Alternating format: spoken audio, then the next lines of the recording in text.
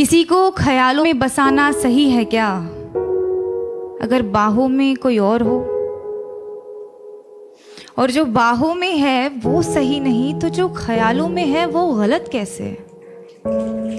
अगर आपका दिल किसी को बार बार पुकारे जिसे पुकारना नापाक हो, तो क्या ये गलत होगा कि वो सामने आ जाए तो उसे अनदेखा करना नागवार हो? और वो सामने है तो क्यों है? क्या उसे पल भर के लिए देख लेना भी सही नहीं? और गलत है तो सही क्या है?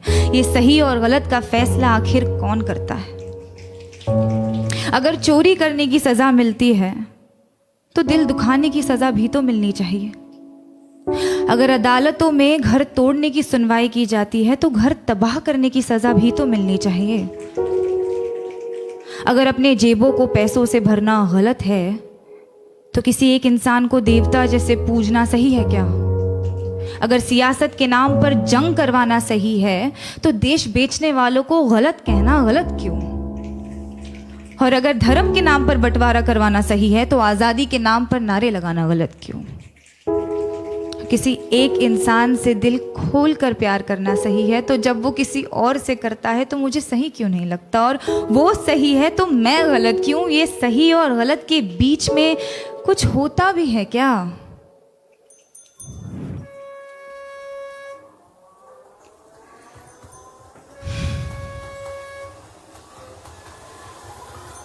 जब रात की लोकल धीमे कदमों से अंधेरी स्टेशन पर आती हैं तो सारी औरतें उस पर लपक जाती हैं।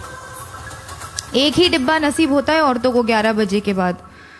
उस एक डिब्बे में सारी औरतें चढ़ जाती हैं। मैंने पूछा है कई दफ़े ट्विटर पर ऑफिशियल से, आपको क्या लगता है औरतें 11 बजे के बाद घर से बाहर नहीं निकलती, इसीलिए लाद देते हैं उन्हें बोरियों की तरह एक दूसरे के ऊपर?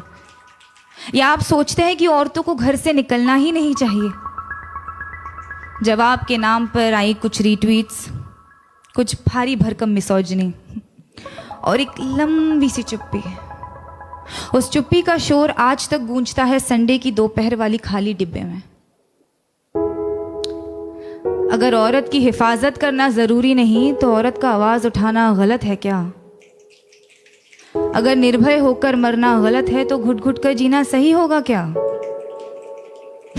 पर फिर रात की लोकल ट्रेन है तो अपने साथ ढेर सारा समय लाती है, तो एक हाथ यहाँ एक टांग वहाँ टिकाकर सपने देखने का वक्त मिल ही जाता है।